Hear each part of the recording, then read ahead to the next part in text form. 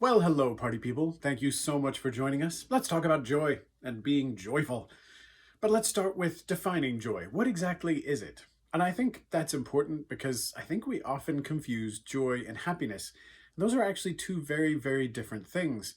I think they're different things because feeling happy is less of a choice and more of a reaction. Being joyful, however, that is an actual choice. So someone, something, or some situation will cause you to feel happy. It's a reaction. Whereas joy is something you can choose, something that you have power over. Joy is a choice, happiness is a reaction. And the reality is, we can't always be happy. Life just causes a lot of emotions and a lot of responses, but we can choose to be joyful even when other emotions are going on. I want to read to you a verse from the book of James. This is James 1, verses 2 and 3, and it says, "Count it all joy, my brothers, when you meet trials of many kinds, for you know that the testing of your faith produces steadfastness." So we know difficulties are going to come. We know we aren't always going to be happy, but I sincerely believe we can actually choose to still be joyful. A great definition of joy actually comes from a guy named Rick Warren. I read this. He says, "Joy is the settled assurance that God is in control of all the details of my life. The quiet confidence that ultimately everything is going to be all right, and the determined choice to praise God in every situation." I think one of the most dramatic examples of joy in the Bible is actually the story of a guy named Paul, and he used to go by Saul. In fact, Paul is just sort of the Greek version of his name, Saul, but he sort of switched it because of something very important that happened to him. Now, Paul actually wrote a ton of the books in the New Testament, but he didn't start out as someone who you'd think would write about Christianity or talk about Jesus. In fact, he started out pretty violently opposed to Jesus and Christians. Now, his story comes in the book of Acts, chapter 9. You can read it for yourself. I'll give you a brief summary here. So Paul, and again, at the time he was going by Saul, was, quote, breathing out murderous threats against the Lord's disciples. He was targeting Christians and he was targeting them passionately. So Saul belonged to a group called the Pharisees. The Pharisees believed in a very, very strict interpretation of law. And so when Jesus came along and talked about love and forgiveness, this frustrated the Pharisees immensely because all of their power came from lording rules over people. And Saul was one of them. Saul didn't like Christians at all. He felt it was his duty to help rid the world of these Christians and their ridiculous ideas. And so he imprisoned them, he persecuted them, he had them executed. And yet, amongst all of that, one day something amazing happens. Saul is out walking, and it says that suddenly a light emerged and Jesus proclaimed. So Jesus speaks to Saul, and he says, "Saul, Saul, why do you persecute me?" And Saul responds, "Who on earth is this?" In fact, he says, "Who are you?" And the voice says, "I am Jesus, whom you are persecuting. Now get up and go into the city, and you'll be told what you must do." So it's a pretty freaky day for Saul. He's out busily walking around in between persecuting Christians, and suddenly this booming voice is heard. And he's so shocked, he falls to the ground and said, "Who is this?" And the voice says, "I'm Jesus. I'm the very one that you're persecuting." And then the voice tells him, "Get up and go into the city." Now, when Saul stood up, he was blinded. Suddenly, his sight was removed. And Jesus used this. So he actually made him go into the city where another person was going to heal him. And we're told that Jesus actually spoke to a guy in the city named Ananias, and he was given a vision by God. And he told Ananias in this vision that he was going to help Saul and he was going to restore his sight. But Ananias was no fool. In fact, he was terrified. Ananias, when he had this vision, he thought, "Oh my gosh, I know this Saul guy. He kills people like me. And God, you're telling me you want to help him? You're telling me his sight's been taken away? That sounds like a great thing. If he's blind, he can probably kill less of us." But God had a plan. In fact, in Acts 9:13 through 16, we can hear Ananias. Ananias says, "God, I have heard many reports about this man and all the harm that he has done to your holy people in Jerusalem. And he's come here with authority from the chief of priests to arrest all who call on your name." So Ananias is worried. He says, "This guy's here literally to persecute us, and you want me to help him?" But the Lord said to Ananias, "Go, This man is my chosen instrument to proclaim my name to the Gentiles, which means anyone who's not a Jew, and to their kings and to the people of Israel.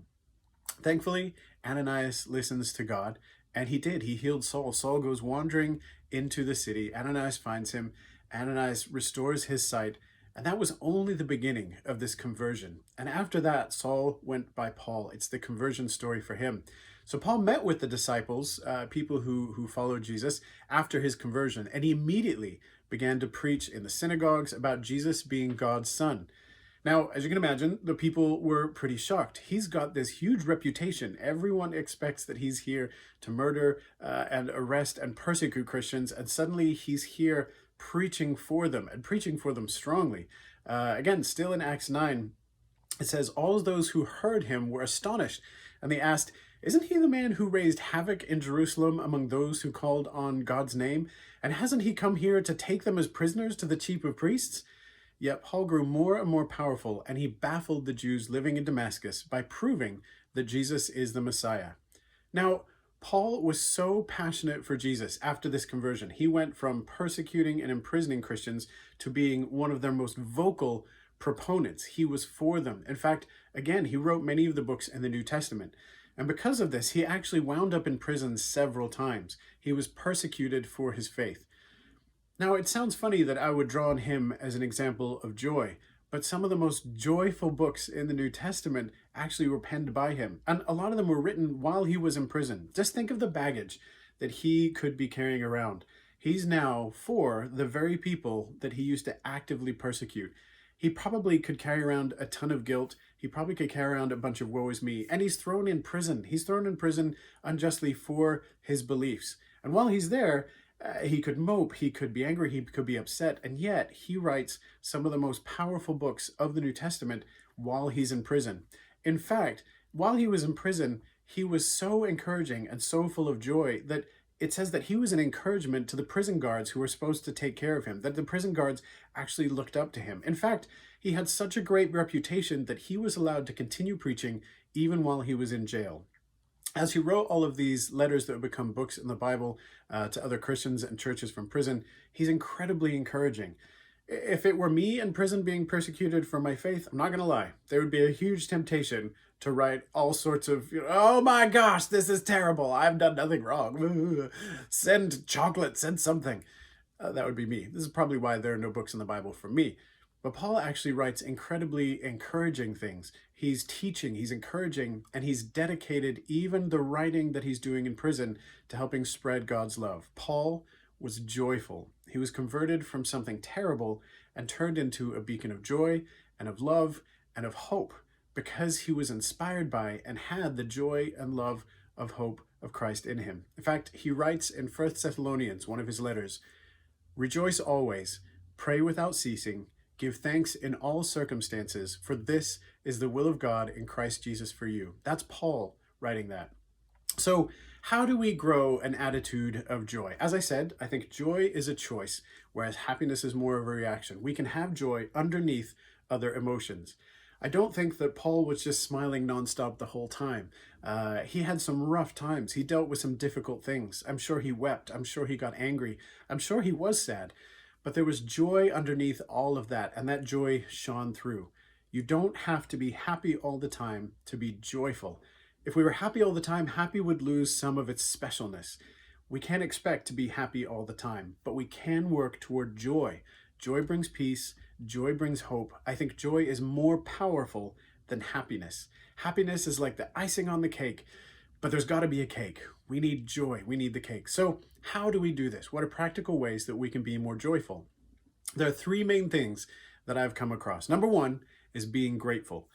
The more gratitude we have, the easier it is to be joyful. Number two is being able to serve and love other people.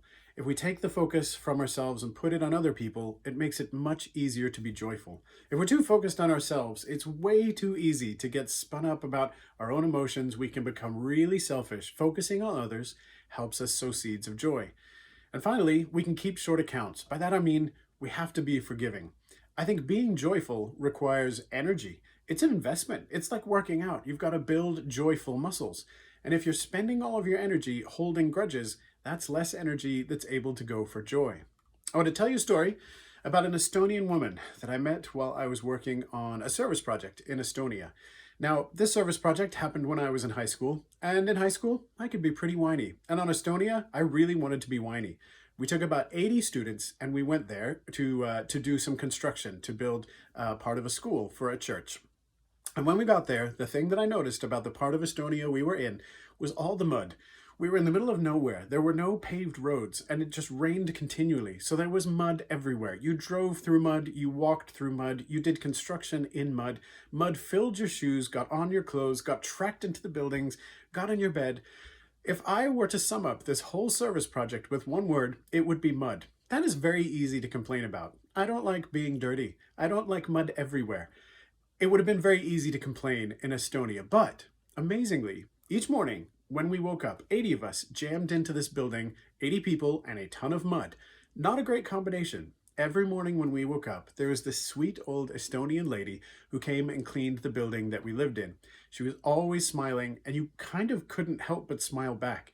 Now, she couldn't speak English and we couldn't speak Estonian, but everyone loved her because she was just so chipper. She worked really, really hard and smiled at us. We knew it was kind of backbreaking work. It was kind of amazing to go to bed, seeing the floor covered in mud, bringing some of that mud into the sleeping bag with you, and waking up and the floors were miraculously clean. While we slept, this woman went and cleaned everything. She was there every morning when we woke up, finishing up. She was amazing. And seeing her do nice things for us and actually being joyful about it kind of made the rest of the day easier. It was kind of hard to continue on and complain when you saw everything this woman did and was still joyful about. Even if you woke up cold and wanting to complain, seeing her smile somehow brought everything into perspective. Now, near the end of the week, the leaders that we were with and who had organized this project, they decided that they would share her story with us. And so they told us about her. Apparently, she was actually a widow. Her husband had passed away a few years back. So she's elderly, she has no husband, she had no children, and she was too old and frail to really get any sort of real job. So she didn't have much of an income. The church basically was helping take care of her. So the church gave her a little bit of money, what they could spare, in exchange for her help keeping the church clean. Now, when the church who brought us over told her that they were bringing, 80 teenagers in and they were going to help with construction, she volunteered to help clean up, which kind of makes sense. I feel like she's probably, kind of a sweet old lady who's seen a teenager or two. And I'm sure she heard when they said, we're bringing 80 teenagers. And she volunteered and said, well, someone's going to have to clean up after them. Why don't I help with that? She wasn't asked, she volunteered. Now, about a week before we arrived, it turns out that her house had burned down. So picture her life circumstances. She was elderly. She'd grown up in a time when Estonia had been under persecution, when Estonia was under communism. She'd lived through all of that. Now here she was, alone. She had no family. She was practically homeless. Her one bit of security, her home, had burned down a week before we arrived. So here she is, alone, without a job, without any sort of income. And she still volunteers to clean up after a bunch of rowdy teenagers. And she did it joyfully. If I had any one of those things happen to me, if I'm alone, I do get whiny. If I had no source of income, oh my gosh, I would be a whiny disaster. If my house burned down, oh my goodness, I would be a mess. This all happened to this woman, and yet here she was cleaning the floors for us. Now, on our last evening there, we actually all got together and we decided that we would collect up all of the leftover currency that we had, all of the Estonian money, because we were about to fly back. We weren't going to use it. So we collected up all the loose change we had and we decided we'd give it to her. So all 80 of us pitched in whatever we had left, and it came to probably a couple €100 worth. So a nice amount, but not that much. We presented it to her the night before we left, and she was so surprised and so shocked. She burst into tears. And that night, she went around and hugged each and every one of us individually. And there were about 80 of us. Now, the next morning, we were supposed to get on buses and finally head back home. And as we got up in the morning, we weren't just greeted to cleaned floors, but she was sitting there in the middle, and she had taken the time to make a thank you card for each of us.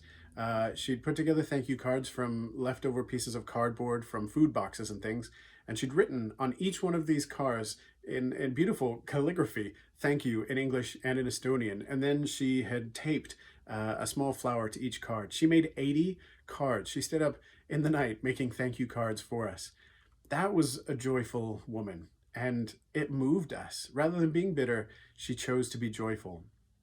Gratitude is a powerful thing. She took time to show us a ton of gratitude. She wanted to thank us for this nice thing that we had done for her. She didn't ask us for money. It was an amazing gift, and she took the time to be grateful. I think that was some of the secret to her joy. There are practical things that we can do in order to be more joyful. Again, being grateful is one of them. Practically, sometimes that means something as simple as starting out each day writing down a few things that you're grateful for. It helps to think about them, but actually when we write something, it makes it more concrete and real. And so maybe a good discipline would be to write down things that you're grateful for each day. That can help us build a foundation of joy. We can get creative with how we can serve other people. This old woman mopped floors for us. For us, it could be something as small as doing the dishes out of the blue without, being asked to, or maybe making a card or a gift for someone, or calling someone to check in on them. Anything you can do to focus on other people is going to help build joy. And finally, we've got to forgive. Don't hold grudges. Let things go. To hold on to grudges and to hurt costs energy. If we can learn to forgive, that energy can go instead into being joyful. Being joyful doesn't mean you're going to be happy all the time. My final example of this is actually a good friend of mine named Karen. She was one of the most joyful people that I know. She loved people. She was very real. She struggled. She got angry. She got upset. She was happy. She was sad. But through it all, she had strong faith. And through it all, she knew that God had bigger plans. Unfortunately, a few years ago, my friend Karen passed away very suddenly from undiagnosed cancer. And I was able to be there in the last day or so before she passed away. And I can remember going into the hospital room where she was, and I didn't know what to expect. Would it be a room full of weeping and sadness? I remember feeling incredibly anxious. I don't know what I'm going to walk in on. And weirdly, I walked into a room filled with laughter. Karen couldn't speak anymore at this point. She was in a hospital bed. She had a load of tubes hooked up to her in her final day or so. But she had a whiteboard. And on this whiteboard, she was still using her time to encourage people. She was thanking people. It's not that there wasn't sadness. We were all going to miss Karen. It's not that she wasn't scared. It's not that she wasn't sad, but her joy still shone through. In fact, she was using this time to encourage and to thank and to be grateful. She also had a great sense of humor. There were people in the room. She was so friendly that she was having some construction done on the house to expand it because they'd adopted quite a few children, and the construction was running behind. She was so joyful that everyone was drawn to her. So even the construction guys from her home came in to pay their respects. And she took the time to write on the whiteboard to the construction guys, "If you don't get the construction done on time, I will come back as a ghost and haunt you," which is just a fantastic threat. Here's Karen literally on her deathbed, and she's still joking with people. She kept telling me that I needed to entertain everyone. She said, "I want this to be a party as I go out, so sing Madonna songs." I said, "Karen, I'm not going to sing Madonna songs." And she would write, "Sing Madonna songs. It's my dying wish. You can't say no." You can't really argue with that. I'm not trying to minimize this. It was very sad to have to say goodbye to Karen, but I was inspired by the fact that even to the very end, she was a joyful woman. And she was joyful because she had faith, because she knew that this was not the end. We had to say goodbye, but she knew that what God says is true, that we are built for eternity, that we will be together again. No matter what we're going through in life, there will be happiness, there will be sadness, there will be stress, there will be anxiety. But if we can learn to weather it with faith, if we can build a foundation of joy, that is going to speak volumes. She inspired me to be joyful amongst all things. You can be joyful and still be angry, or still be sad, or still be upset. Joy is a foundation that builds underneath everything. I want to leave you with a verse from Romans. This is Romans 15:13. It says, "May the God of hope fill you with all joy and peace in believing, so that by the power of the Holy Spirit you may abound in hope." As I've mentioned in some of these other talks, the world is going to need a lot of hope. And I think one of the best ways we can give that is to learn to be joyful people. It's a discipline. It takes time and energy to be joyful, but it is incredibly worth it. Being able to be grateful, serve other people, and keep short accounts, be forgiving, gives us the ability to pour into a foundation of joy that everything else can rest on. Choose to be joyful, my friends. Even when you're not happy, you can choose to be joyful. Have faith in the bigger story, because God will not abandon you. God will stick through because he refuses to give up on his dream for you and his dream for reality. And that is where we can take joy in faith. So be thankful, serve other people, And be forgiving. Be forgiving and be joyful contagiously. It's one of the few times that I'm going to encourage being contagious, especially right now. So thanks so much for tuning in. I hope that you'll take the time to build joyful muscles.